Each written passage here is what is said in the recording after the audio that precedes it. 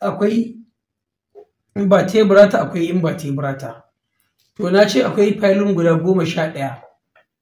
To 11 nan mun jero su, inda a ƙarshe inda muka tsaya mun tsaya phylum mollusca. Phylum mollusca. Shi wannan dabbobi ne, jinsin mollusca ɗin nan. To kamar yadda na faɗa muku, idan muka tashi karatun za mu dinga employment ɗin note, wato za mu dinga samar da rubutu na ko zai kwafa in case ko da ya zo a jarabawa an tambaye shi me kaza, to ga abin da ya kamata ya dinga bayarwa, sabanin yi ta bayani da baki mu ce kaza kaza kaza. Kamar da kuka bukata, to za mu dinga rubuta bayanai game da su. Ita mollusca ita ma dabba ce, sai dai bambanci da sauran dabbobi, ita ba ta da ƙashin baya, wato invertebrata ce. Sannan kuma mafi akasarin kaso ɗaya cikin rabinta ita mollusca waɗannan dabbobin, wato mafi rabin su gaba ɗaya na samun su a cikin marine.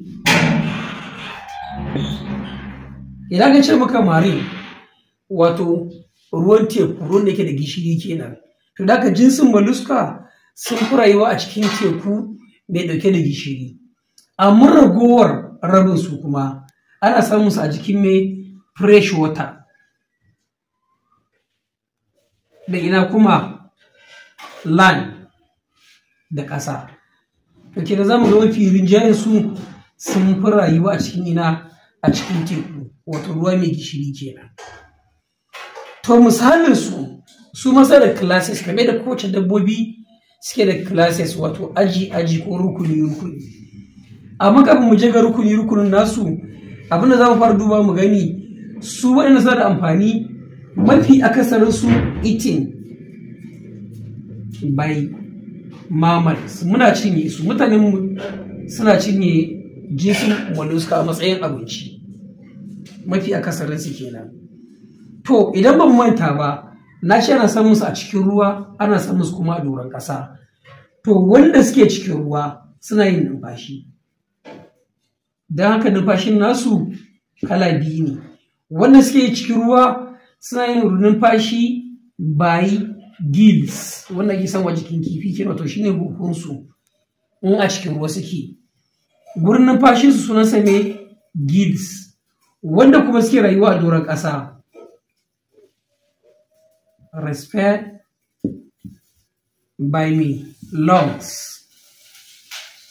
To za mu ga kenan a cikin jinsin su waɗannan halittun wanda suke rayuwa a cikin ruwa, gurin numfashinsu ko kuma mu ce huhunsu shine gills. Amma masu rayuwa a doron ƙasa fa, su kuma suna yin numfashi ne da me, da lungs. Sannan kuma mafi akasarin su jikinsu an musu wani abu mai laushi, wani tishu ne mai laushi da yake lullaba a cikin jikinsu. Wannan abun ana kiransa da suna mantle. Sai mu ce wato body covered by mantle. Mantle wato shi ne kamar fatar su kenan, wato abin da yake lullube a cikin jikinsu waɗannan dabbobin. Sai abu na gaba, suna haihuwa, wato reproduce, haihuwarsu by me sexual, wato akwai jinsin mace da namiji za su haɗu su yi jima'i domin su samar da ɗa. To waɗannan shi ne takaitaccen bayani game da me rukuni na me mollusca. To su mollusca din kamar yadda na faɗa na ce muku suna da gida-gida ko kuma suna da rukunin ajujuwa. To rukunin nasu gaba ɗayansa guda uku ne, wanda to ana kiransa suna class. Wato class na farko nasu ana kiransa da suna gastropoda.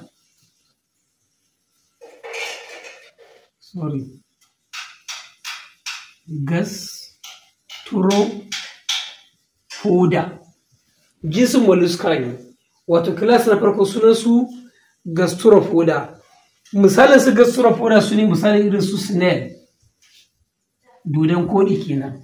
Kamar yadda na faɗa muku wasu abubuwan na san su a Hausance, wasu kuma ni ban ma san su, wasu ba ma taɓa ganin su ba.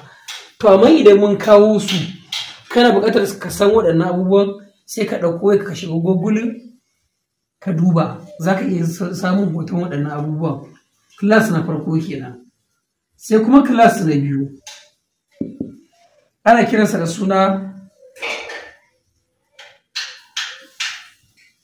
Pelicyphoda. Pelicyphoda class na biyu kenan na su jinsin mollusca. Example su shine wato mussels, wato Pelicyphoda. Sai kuma class na uku na jinsin waɗannan mollusca ɗin, ana kiransa da suna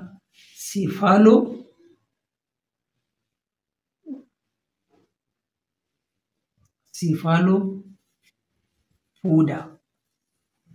To su ne misali kamar da su octopus. To haka za mu goyi su ne rabe-raben jinsin mollusca a takaice kenan. To da haka sai mu tsallake mu tafi jinsi na gaba, wato arthropoda. Jinsin arthropoda su ma dabbobi ne, wato mutane ne su kamar yadda Allah ya halicci mutane su haka Allah ya halicce su.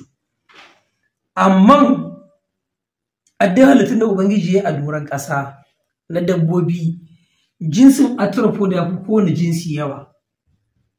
Arthropoda indai dabba ce wanda aka halitta a doron ƙasa, to jinsin arthropoda su fi kowanne yawa, domin su ne phylum da ya fi kowanne girma a animal kingdom. Sannan kuma haka masu raba su zuwa gida 4 kenan, rabe-raben su. To yadda aka raba su zuwa gida 4 din, na farko za mu ga misalin su akwai crustacea.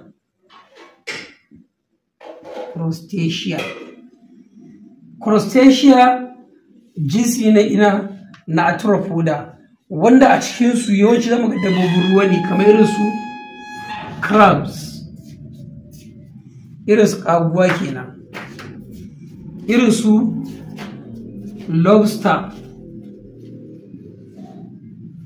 na ɗaya kenan. Sai kuma na biyu shine insecta,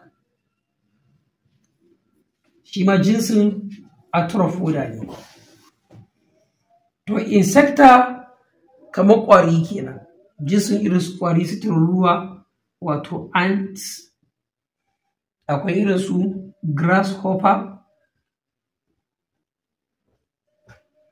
irin su fara kenan. Sai kuma na uku ana kiransa da suna myriapoda.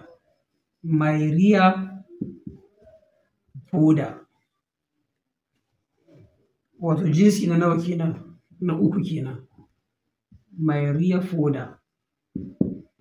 To myriapoda su irin su millipedes and centipedes. Irin su wannan shashari ɗin wannan tsutsotsin na masu ƙafafuwa da yawa su ne ɓangaren myriapoda. Sai kuma na 4 ana kiransa suna arachnida. Arachnida ɗin nan su irin spider kenan, irin su scorpion, irin su mites da kuma ticks. To da kamar na faɗa, wannan phylum ɗin ya fi kowanne yawa, shi ne wato arthropoda. A cikinsa akwai class guda 4: crustacea, insecta, myriapoda, arachnida. Wannan shi ne rabe-raben su. To sannan su ma kamar kowace dabba suna ƙunshe da me? Tsarin zubin jikin halitta. Ya tsarin zubin jikin halittar sa yake? To shi ne za mu ɗauko kowanne mu fara magana a kansa. To amma kafin mu kai ga wannan, abin da za mu duba yawanci wannan jinsin suna da ƙashi, wato skeletal. Skeletal da ke jikin waɗannan ba irin namu ba ne, ba irin ƙashinmu ne da su ba. Suna su an yi shi da wani sinadarin abu ana kiransa suna chitin. Shi ne sinadarin da ya samu musu da ƙashinsu na farko kenan. Sannan kuma jikinsu segmented ne, wato akwai rukuni wato tarago ko kuma rukuni na jikinsu. Sannan abu na gaba kuma